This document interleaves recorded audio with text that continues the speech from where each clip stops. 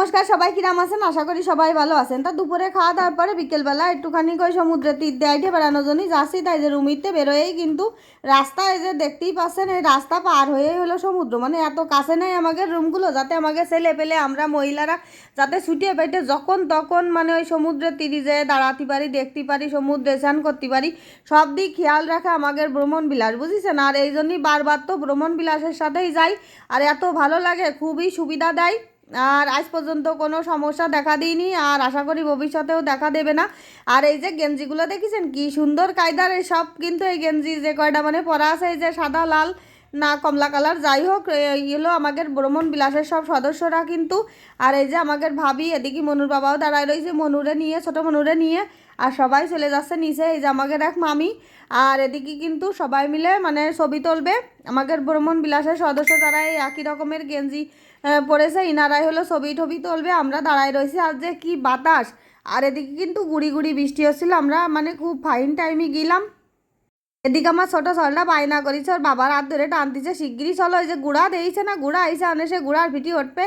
তাই এদিকে আমাকে সার নেমে যাচ্ছে, কারণ হলো সবাই ওই জায়গায় দাঁড়ায় ছবি টবি তুলবে। যাই হোক, এখন ওই যে দেখেন সবাই ছবি তোলার জন্যই রেডি হয়েছে। আর হলো আর একটা গেঞ্জিও আছে, সেটা হলো পরের দিন দেশে, সেটাও আপনাদের সাথে শেয়ার করব।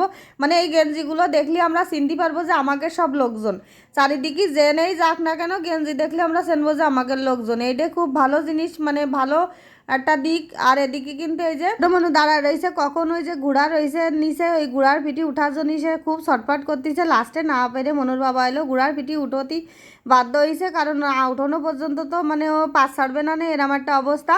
আর দেখেন এখন হলো জল সরে গেছে, তো এখন সব ওই বীজ দিয়ে হলো আইটে বেড়াচ্ছে।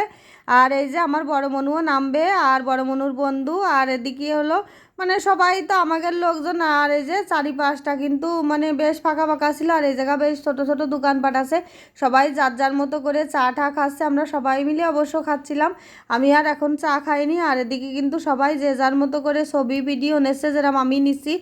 আর এত ভালো লাগে, প্রত্যেক বছরই কিন্তু আমরা কুয়াকাটায় যাই। অনেকেই কয় কি যে এতবার কুয়াকাটায় যাই কি করো, কুয়াকাটায় কী জন্যই জাতি হয়? ওরে কুয়াকাটায় জাতি যে কি ভালো লাগে তার কি কব।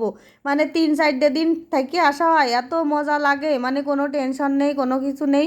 মানে নিরিবিলি খাও দাও আর এই সমুদ্রে ঝাঁপাও, এরকম মানে একটা অন্যরকম অনুভূতি। আমি কইয়ে তা বুঝতে পারতেছি না। যাই হোক, আর এদিকে আমিও নিচে নেমে যাচ্ছি, কারণ আমার ছোটো মনু এখন গুড়ার ফিটি উঠবে, সেই জন্যে আর কি। আর এদিকে বড় মনু ওই যে নিচেই বসে রয়েছে, ছোটো মনু ওই যে গুড়ার পিঠি উঠে গেছে, উঠে উনি আবার ফিরতিছে। আর এদিকে সবাই তো চারিদিকে দেখতেছেন যে ছবি টবি তুলতেছে। ওই যে আমার ছোটো মনু ঘোড়ার পিঠে উঠে এদিকে আসতেছে। আর তারপরে আমরা অন্য অন্য জায়গায় ঘুরতে যাব, সেসব ভিডিও আপনাদের সাথে শেয়ার করব। আমাকে সুজয় দাদা আর একটা দাদা আর দিদি ছবি তুলে দিচ্ছে। আর হলো এদিকে কিন্তু মানে আমরা এখন সেই এক জায়গায় যাব ঘুরতে, মানে লেবুর চর আছে, তারপরে হলো ধরেন বৌদ্ধ মন্দির আছে, সুটকি বাজার আছে, এই সব জায়গায় আমরা একটু ঘোরাঘুরি করব। আর যাই হোক, আমার এই ভিডিওটা যদি আপনাদের কাছে ভালো লাগি থাকে, তাহলে কিন্তু অবশ্যই এখন লাইক কমেন্ট শেয়ার করবেন, সাবস্ক্রাইব করবেন। আর সবাই কিন্তু ভালো থাকবেন। টাটা।